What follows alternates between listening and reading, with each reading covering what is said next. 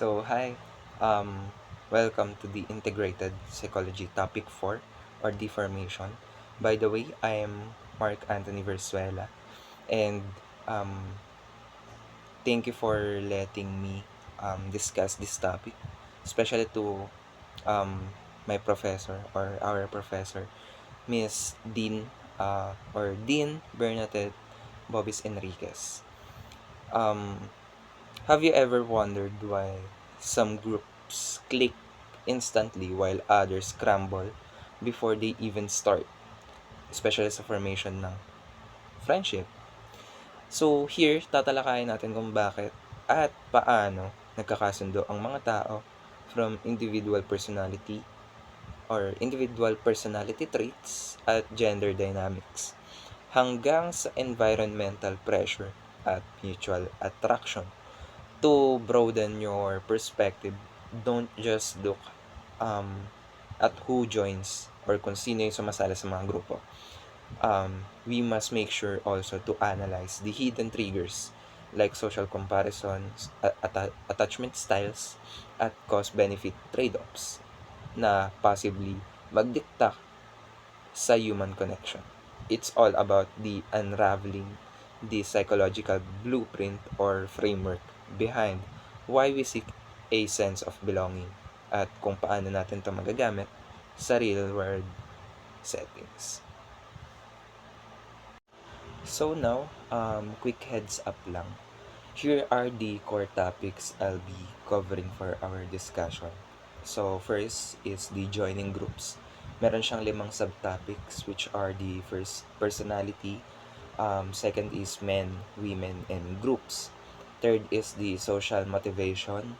Fourth is the anxiety and attachment. The last one is the experience and preference. Second one is the affiliation, wherein it tackles the social comparison, downward and upward social comparison, social support, and companionship. Then, the last one is the attraction. Dito na papasok yung principles of attraction, and the last one is the economic of membership. So now, starting with the joining groups or yung personal factors. Ayan. So, yung section daw na to, ine-explain niya kung sino yung dispositionally um, possible sumali sa mga grupo and kung bakit sila sumasali. So, Monet and Vincent van Gogh were actually both brilliant artists, but Monet worked with others whenever possible, while Vincent van Gogh kept to himself. Not everyone who joins a group is a joiner, and people who prefer independence over association are not necessarily loners. Kasi 'di ba meron tayong pagtingin na kapag mag-isa kang gumagawa ng mga bagay or mag-isa mong na-e-enjoy yung mga bagay na ginagawa mo is they tend to label those persons na loner sila even though not. Kasi 'di ba may mga tao naman talaga na na-enjoy talaga nila mag-isa even though um, ah, mas maganda rin na may kasama. And may mga tao naman na sadyang versatile lang na kaya nilang kaya nilang gawin yung mga bagay ng mag-isa at kaya din nilang gawin yung mga bagay ng may kasama. It's just that dito sa topic natin, si Monet, siya yung mostly um, may mga nakakasama and si Vincent van Gogh naman more on focusing sa um, personality niya or sa personal na siya lang mismo yung gumagawa. So, to continue, but due to differences in personality, motivation, and past experiences, some people, like Monet, are more likely than others to seek out membership in groups. And, ayun nga, tungkol sa joining groups kasi, ginamit siya ni Donelson Forsyth or yung author ng book, sina Claude Monet tsaka si Vincent van Gogh bilang isang case study at visual anchors para mailatag ng maayos yung person-situation interaction sa pagbuo ng grupo. Hindi lang sila nagkataon na nilagay lang para lang may malalagay. So, ginamit sila ni Forsyth para ipakita na magkapareho man sila ng passion, profession, yung dalawang tao, pero yung personality traits na meron sila katulad ng extraversion sa Big Five model. Ito yung Ocean. Social motivation and yung attachment style na meron sila. Possible na maging dictator to kung magiging joiner sila or solo player or mahilig mag-solo. Soloist, ganun. Si Monet, ang tinawag dito na the joiner kasi ginawa siyang halimbawa ng mas mataas sa extraversion at need for affiliation nang malaman niyang nakikita-kita sina Renoir at Sisley sa isang cafe. Mabilis naman siya nakasali na kalaunan din ay nagbunga sa pagtatag ng pamosong impressionist pamosong impressionist movement. And si Van Gogh naman, on the other hand, yung tinatawag na the introvert or loner. Siya naman yung halimbawa ng tao na may introverted nature at hindi komportable sa group dynamics. Mas pinipili niya na magpinta ng mag-isa kahit na sinubukan din naman magbuo ng maliit na artistic community. It's just that hindi nga lang talaga pasok dun sa personality niya. And just to share a trivia. Alam nyo ba na sinubukan din ni Van Gogh na magbuo ng sariling artist group sa France, Arles. Tension nila ng kaibigan niyang si Paul Gauguin na mabilis itong nawasak at nag-disband na nagdulot pa doon kay Van Gogh ng pagputol niya ng sarili niyang tenga. Ginagamit din itong paalala sa psychology na hindi lang basta pagsasama-sama ang kailangan. Mahalaga ang interpersonal compatibility na possibly makapagpa-survive sa isang group.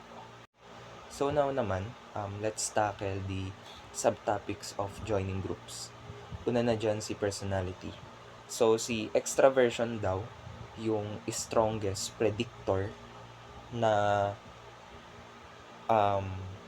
group membership. Kasi extroverts seek out social interaction whereas introverts tend to avoid unnecessary collective settings. Dito na pumapasok si the Big Five model traits. Andito si agreeableness, conscientiousness, openness, and other model traits. So, hindi lang ito tungkol sa pagiging maingay o tahimik. Extroversion act as an internal engine that actively seeks social stimulation, habang si introversion naman is all about conserving energy. Dito na pumapasok si social battery. Ayan. Kung alam nyo yung term na social battery, dito rin yan pumapasok. And sa pamamagitan nito, nagiging selective yung mga tao sa mga makakasama nila. Yung the Big Five traits basically act as your personal filter to determine kung anong klase ng grupo ang totoong ka-vibe at align sa personality mo. Next is the men, women, and groups.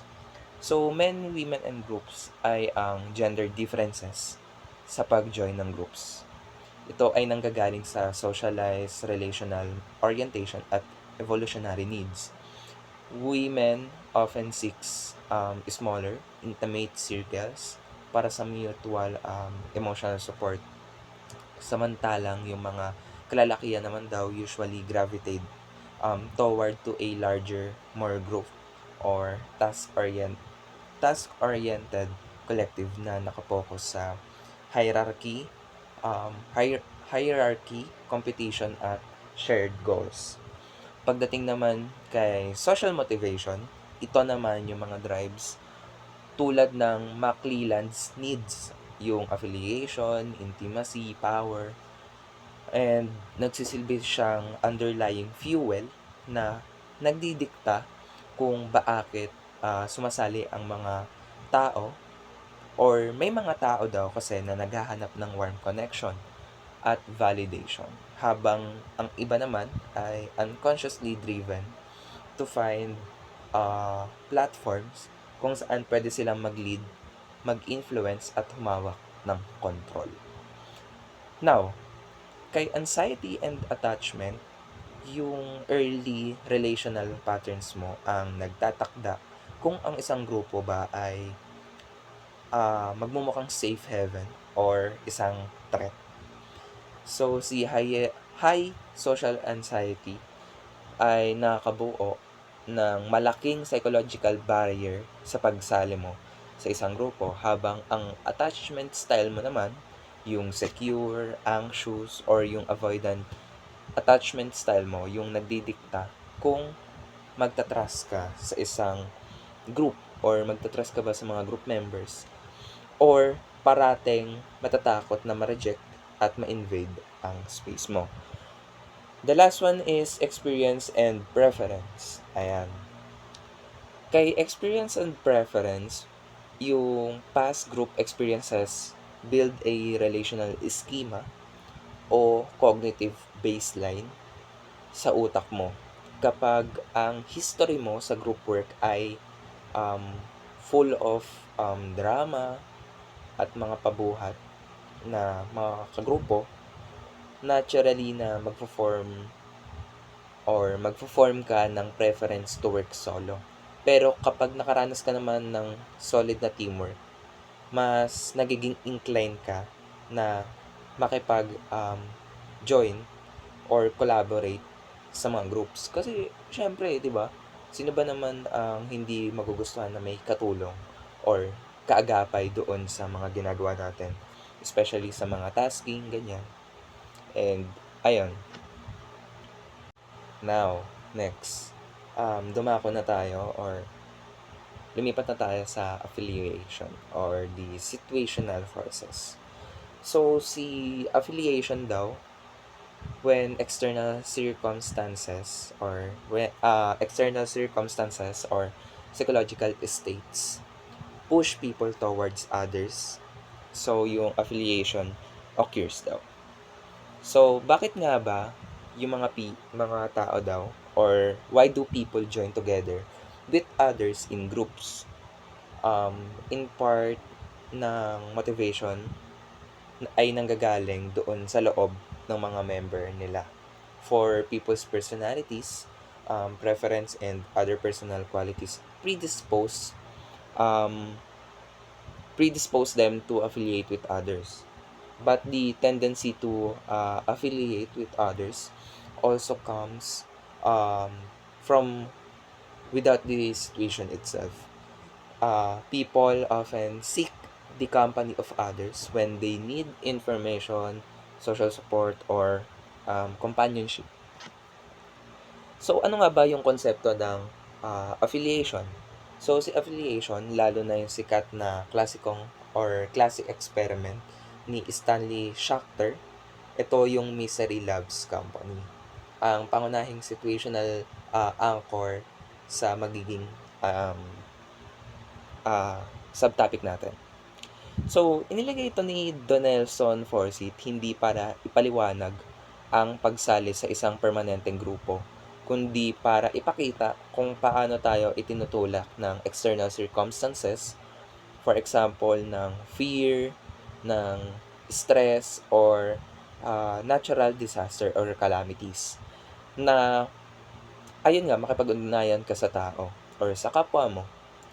Ang main role ng affiliation ay patunayan na kapag ang kapaligiran ay naging nakakatakot or uncertain, yung paghahanap natin sa ibang tao ay hindi lang basta gusto natin ng kausap. But it also shows na ito ay isang psychological coping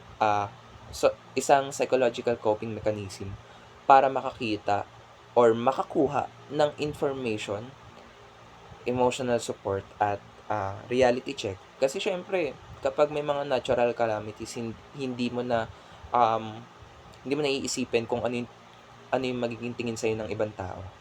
Ang gusto mo na lang is makasurvive.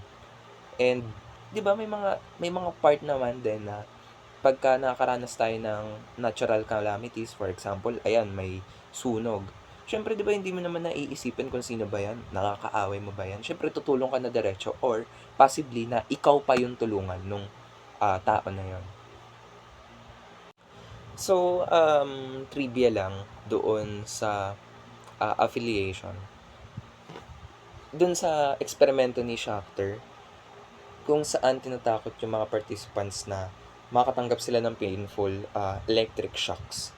Karamihan kasi ay mas pinipili daw nila na maghintay kasama yung ibang tao kaysa na mag-isa sila. Pero ang naging catch kasi dito, marami or karamihan ay mas ginusto nila na makasama yung mga tao na sa ilalim din dun sa parehong situation or parehong electric shocks. And dahil dito, napatunayan ni Schachter na hindi lang pala basta misery loves company, but instead, misery loves miserable company. Kasi naghanap tayo ng kasama natin na eksaktong makakaranas din nung mararanasan natin. For example, ayun nga, electric shock. Siyempre, sino ba naman na gustong ikaw lang mag-isa doon, di ba? Ang gagawin mo doon is, syempre, maghanap ka ng kasama mo. At least, kahit pa paano, parehas kayong nagdusa. Eme. So now, mag-proceed na tayo dun sa apat na subtopics ni affiliation. So, starting with social comparison. Ano nga ba si social comparison? Ito yung tinatawag din na Festinger. So, sabi dito, when faced with ambiguous, uncertain, or stressful situation, people join groups to evaluate the accuracy of their own feelings, opinions, and abilities by comparing themselves to others. So, si social comparison daw ay naging isang sikat na proponent kasi binago nito yung pagtingin natin sa affiliation. Hindi lang pala tayo nakikipag-group para hindi maging lonely, kundi para gamitin yung ibang tao para sa ating psychological mirror. So, kapag gulo-gulo or uncertain yung paligid, mas tinutulak tayo nito ng situational pressure na maghanap ng kapwa natin para magkaroon ng reality check at para ma-verify kung taama o maayos pa ba ang sarili nating um, regulation ng feelings, ng opinions, and ng capabilities natin. Next, si downward and upward social comparison.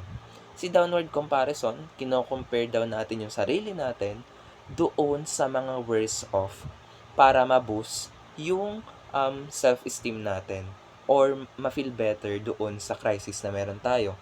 Dito na pumapasok yung nag-iisip tayo na mas worse yung ibang tao kaysa sa atin. For example, nag-iisip tayo na, ay, yung iba wala namang cellphone and ako may cellphone ako.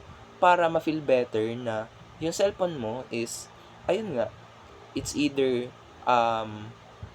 out of date na or mababang klase na para hindi ka ma-feel bad na ayun nga hindi mo pa kaya bumili ng latest version. Pagdating naman kay upward comparison, kino-compare daw natin yung sarili natin doon sa mas mataas sa atin or mas may experience para makakuha tayo ng hope, inspiration, or ng actionable guidance para makapag-assist sa atin na syempre kapag may mas mataas sa atin, ibig sabihin may possible pa tayong i-level up sa buhay natin. And ayun nga, katulad ng sinasabi ko, isinama to bilang directional strategy. So, strategy siya. Hindi siya coping mechanism. Baka kasi mamaya, napag ano natin or napaghahalo natin silang dalawa. Ang ano lang naman siya, strategy lang ng utak natin para ma-ego boost tayo kapag nagna-navigate tayo ng stress or ma-boost yung self-esteem natin.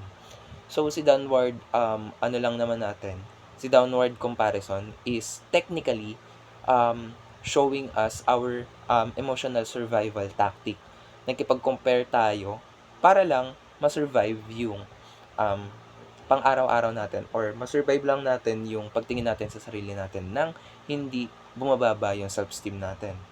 Ayun nga yung sinasabi na, katulad ng sinabi ko kanina, na buti lang mas okay pa ako. Si upward comparison naman, nagsiserve daw siya as an inspirational compass. Ayan yung time na, kunwari, nanonood tayo ng mga video or reels sa TikTok or sa YouTube para lang ma-boost yung sarili natin. Para, ayun, hindi tayo maging stagnant sa sa situation natin. Tinitignan daw natin yung mga mas magaling para magkaroon ng framework or blueprint na possible maging hope natin para mai-improve pa natin yung sarili natin.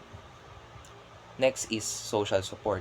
Social support naman is groups na nag-a-act as a buffer against stress by offering una, emotional support, pangalawa, informational support, and the last one is the instrumental support. So, ano nga ba sila? Nagsiserve to bilang ultimate buffer system laban doon sa stress natin externally. So, hindi lang kasi iisang uri ng tulong yung nakukuha natin sa affiliation. Dinidetail ito para mapakita natin na nakakakuha tayo ng emotional support. Ito ng sinabi ko kanina, na ito yung sumasalo doon sa feelings natin. And actually, para na rin siyang may nakikinig sa atin. Informational naman, nagiging clarity at payo kapag nalilito tayo. Yung instrumental support, ito yung mga totoong aksyon o tangible na tulong tulad ng pahiram ng pera o ng gamit na nagpapataas sa resilience ng isang tao o resilience natin.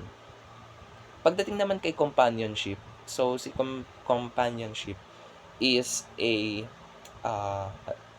basic human need to simply reduce yung loneliness na meron tayo and ma-share yung experiences natin sa ibang tao. So, si companionship, ito yung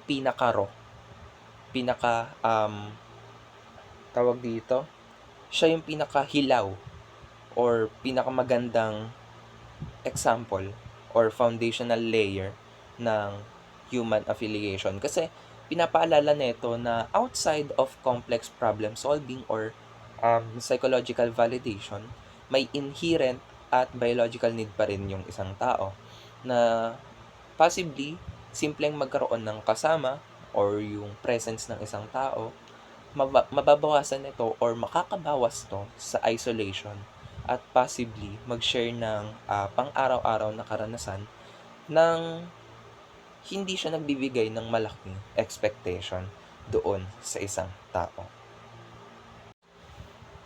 Next is the attraction or the interpersonal bonds. So, dito daw yung groups also form out of mutual liking and interpersonal connection. So, Renoir and Basile met quite by happenstance because both were students of Blair. Their desire to learn more about their craft and their enrollment in the same school combined to bring them together. But this chance meeting by itself was not sufficient or enough to spark the formation of the group that would in time become the Impressionist. So Basile and Renoir would not have chosen to spend more and more time discussing art together, politics, and Parisian society if they had disliked each other. Affiliation may set the stage for a group to form, but attraction transforms acquaintances into friends. So, bakit nga ba siya ginamit ni Donelson Forsyth? So, ginamit siya ni Donelson Forsyth, sina Pierre Auguste Renoir at Frederic Bazille bilang halimbawa ng interpersonal attraction para patunayan ang isang mahalagang filosofiya sa psychology, ang proximity at circumstance. So, itong dalawa na to ay possibly or maaaring magdala sa dalawang tao sa isang silid, which is affiliation. Pero ang interpersonal attraction ang totoong nagko-convert sa mga simpleng kakilala para maging magkakaibigan at tuluyang makabuo ng isang um, grupo. Inilagay sila rito para ipakita na ang pag-develop ng mutual liking or yung pagkakatulad sa values, knowledge, at pananaw nila sa lipunan, yung nagsisilbing glue or what do you call this? Adhesive agent. Dahil kung walang attraction, panandalian lang yung magiging pagsasama at pagiging pagkakaibigan nila. Hindi ito magiging, hindi mag-e-evolve yung connection nila sa isang more collective group or collective connection. So, trivia lang na si Basil daw or Basil ay nanggaling sa isang mayabang at mayamang pamilya. O, 'di ba? Pinagsama na 'yon, mayabang at mayaman. Kasi may ipagmamayabang naman siya. Kasi ayun nga, bukod sa mayaman siya, ano rin siya tawag dito. Meron din siyang skills na pwedeng ipagmayabang. Samantalang si Renwa naman ay anak ng isang mahirap na tailor.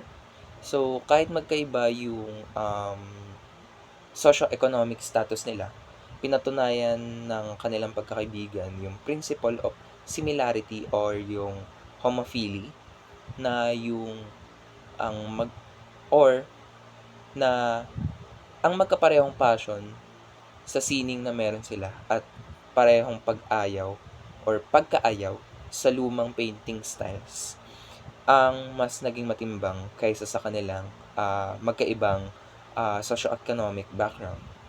And katulad nun, connected pa rin sila kasi 'di ba? Even naman up to this date, hindi naman na tayo limited by the socio-economic status ng gender, ng faith or ng paniniwala natin, religion, ganyan, para makabuo tayo ng pagkakaibigan or ng attraction para makabuo ng isang grupo. Kasi before kasi 'di ba parang limited lang sa dapat dugong bughaw ka ganyan or like interested ka sa same skills or meron kang same set of skills para makabuo kayo ng connection. And dito, pinatunayan lang nila na hindi siya hadlang para makabuo sila ng genuine connection. Now, let's proceed with the principles of attraction. So, principle of attraction have a 4 subtopics. Ito yung proximity, similarity, or yung homophily, katulad ng nabanggit ko kanina, complementarity, and reciprocity. Ayan, iisa-isahin natin yan. So, si proximity daw ay we are more likely to affiliate with those who are physically or geographically close to us. Hindi lang ito usapin ng sino ba yung nandiyan, but tungkol din ito doon sa functionality or functional distance.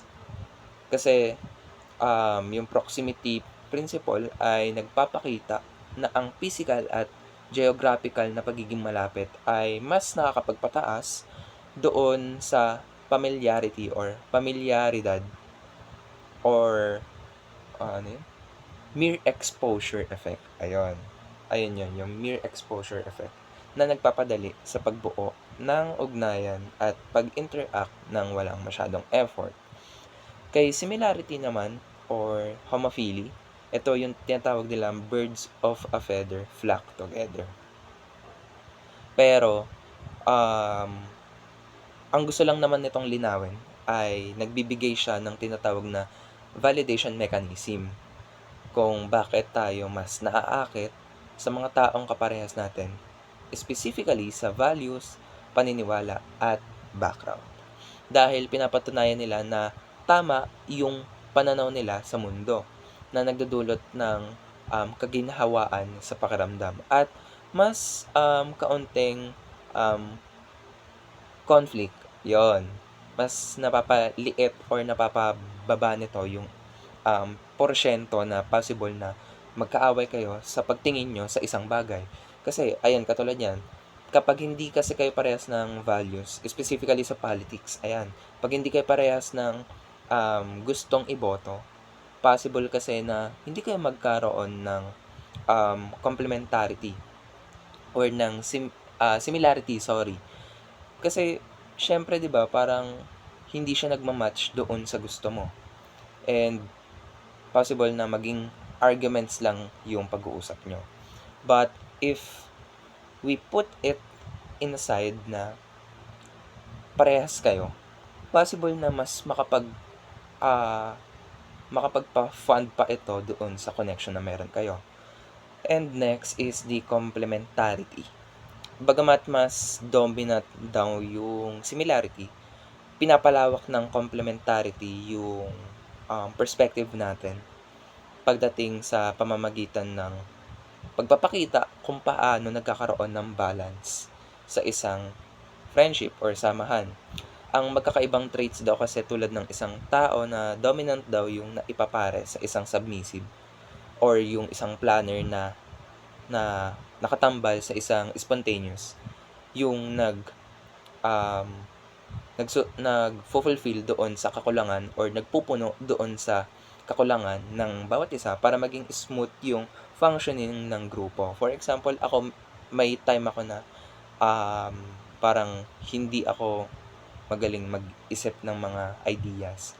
But because of affiliated ako or may kakilala ako na magaling magbuo ng idea, yung ideas na meron ko kahit sali-saliwa or medyo gulo-gulo, ang ginagawa niya, pinagko-connect niya, and after niya mapag-connect, ayun, nakakabuo kami ng isang mas magandang idea. Which is, ayun, grateful ako sa mga friends ko. And the last one is, ayun, reciprocity. Kasi syempre, kung connected lang kayo, or similar lang kayo, tapos malapit lang kayo sa isa't isa, pero hindi mo nire-reciprocate yung binibigay niya or yung kinukuha mo sa kanya, possible na magkaroon ng, ayun, parang napuputol pa rin yung connection. Ito yung tinatawag na dyadic reciprocity.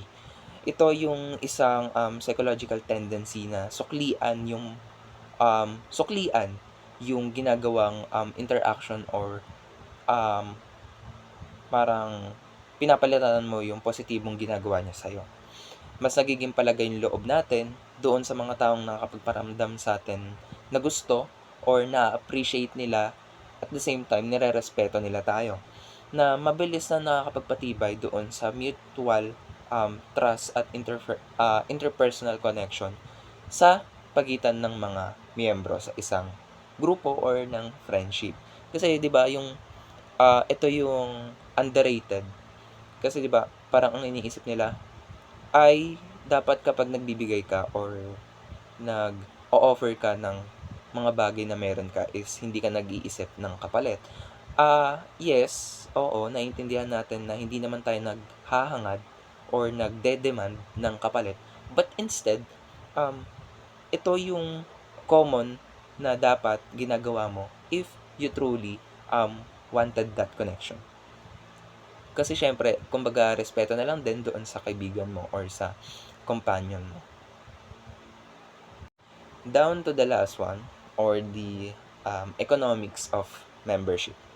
Dito na yung tatlo, si social exchange theory, si comparison level, comparison level for alternatives, 'di ba? Para siyang naging psych testing or psych assessment na may pagka-psych stats kasi merong null tsaka alternative.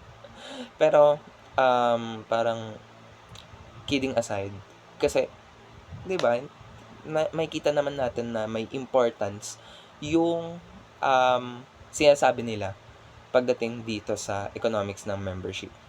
So, unang-una na dyan, si social exchange theory. So, si social exchange theory daw, ang group participations operates on a cost-benefit analysis. So, people join and stay in groups when rewards, for example, belongings, status, or yung resources, na-outweigh nito yung cost, yung time, yung effort, yung loss of autonomy. Yung autonomy para siyang kakayanin mo siya mag-isa, ganun. Or like, parang may initiative ka na gawin siya mag-isa. Kay comparison level naman, ito yung baseline or standard ng isang tao na nag-expect siya from a group based on past experience dun sa mga nakasalamuhan niya or mga naging kaibigan niya before, na dapat ito yung nakakuha niya in return or ito yung dapat nakukuha niya doon sa group of people na yun. The last one is the comparison level for alternatives. So, parang sa parang sa psych stats. Meron tayong null and alternatives para doon sa natin, nakukuhang result. So, mabalik. Kay social exchange theory kasi, para mas mapalawak natin, ito daw yung nagbibigay talaga ng practical na framework sa pag-unawa ng isang group dynamics sa pamamagitan ng pagtrato sa mga relasyon bilang isang psychological transaction. So, transaction or transactional kasi yung relationship. Okay, gets? Hindi siya transactional na kung ano yung binigay mo, dapat ayun din makukuha mo. What I mean is like, kapag may binigay ka, normal lang naman siguro na kahit papaano or kahit minsan, once in a while, is may makukuha ka rin pabalik. Not necessarily demanding na always makakuha ka ng kung anong binigay mo. So, ayun nga, pinapakita nito na yung pananatili daw or yung pag-alis ng isang tao sa grupo ay hindi laging nakasalalay sa isang internal problem. Baka kasi may problem din externally. Kasi 'di ba parang minsan or mostly kapag may umaalis sa isang grupo, tinitingnan agad natin siya na may problema siya internally, the reason why umaalis siya. But na-overlook natin minsan na possible na baka sa atin din or like baka tayo rin mismo yung reason kung bakit lumayo or umalis yung isang tao. Kasi 'di ba parang ang ginagawa natin is like paano ba? Parang scapegoat na nag-iisip tayo ng mali doon sa ibang tao para ma-justify na yung actions natin is tawag dito, tama, or like ma-justify natin na kung hindi man natin hinabol yung tao para mag-stay is tama lang, pero hindi. Kasi possible na may mali siya, possible din na may mali ka. Ganun siya. Yung rewards daw tulad ng belongingness, status, yung resources ay possibly na mas matimbang pa rin kaysa sa mga cost na nakuha sa atin. Ayun. Next is comparison level. Nagsisilbi daw tong internal benchmark. Yan. Or yung subjective standard. So, bakit nga ba?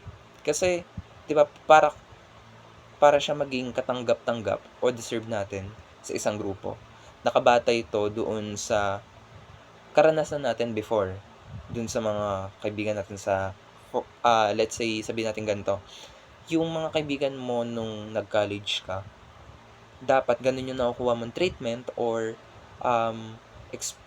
expression of emotions doon sa dati mong mga kaibigan. Kasi doon sa kaibigan mo before is comfy ka. And pagdating dito sa college friends mo is nag-a-adjust ka pala. Ayun, ito yung nagsasabi sa atin kung satisfied or dissatisfied tayo doon sa doon sa kasalukuyang kasama natin. Kapag nakukuha mo naman sa kasalukuyang grupo mo yung comparison level mo, mas nararamdaman mo yung satisfaction. Pero, magkaroon tayo ng limit pagdating sa comparison kasi may mga comparison tayo na hindi applicable na i-compare mo yung friends mo before sa friends mo ngayon. Kasi magkaiba yung level ng friends mo before tsaka sa ngayon. Kasi syempre, as time goes by, nagmamature pa rin tayo kahit papaano. So, yung level of expectancy natin is tumataas din. And yung level of maturity natin is connected doon sa expectations natin. Kaya dito na pumapasok si comparison level for alternatives. Ito naman yung mga decision threshold para sa stability or commitment natin sa grupo. Hindi ito tungkol sa satisfaction, kundi sa usapang kung may mas maganda pa bang pupuntahan yung pagkakaibigan nyo or yung grupo nyo. Kasi sinusukat dito kung yung paglipat sa ibang grupo o pagiging isang solo player or soloist, ayan, ay magbibigay ng mas magandang resulta kaysa sa kinalalagyan mo ngayon. Dito natin mababasa kung bakit may mga taong naiiwan pa rin sa isang hindi perpektong grupo dahil sa tingin nila mas mababa yung comparison level alternative nila or wala lang talaga silang mas magandang alternative. 'Di ba? Mas masakit 'yun. And to formally end my discussion, let me share this phrase. Kasi 'di ba sa huli, yung group formation ay hindi lang basta ay chamba yan, ganun.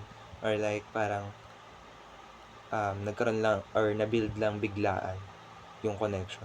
Kasi yung group dynamics is ayun nga, katulad na ano siya, dynamic interplay ng kung sino tayo, kung saan tayo nalagay ng isang sitwasyon at kung sino ang nakakakonekta or nakakaintindi sa atin. By understanding these individual tendencies, situational triggers, or relational economics, nagkakaroon tayo ng what do you call this? Powerful eyes or lens para ma-decode natin yung human connection and mas nakakabuo tayo ng mas matatag na friendship at possibly makapag-foster siya ng spaces kung saan hindi lang siya basta sumasali or hindi lang basta sumasali yung mga tao sa isang grupo, but instead mas nararamdaman nila na belong sila dito sila nababagay at tanggap sila dito. Kaya sana kung makakita tayo ng group of friends or sa group of friends natin mismo is hindi maging limitado yung judgment or like yung pagtingin natin doon sa grupo. Kasi we all deserve the respect and understanding sa connections na meron tayo. And I think that's all for my report. Thank you.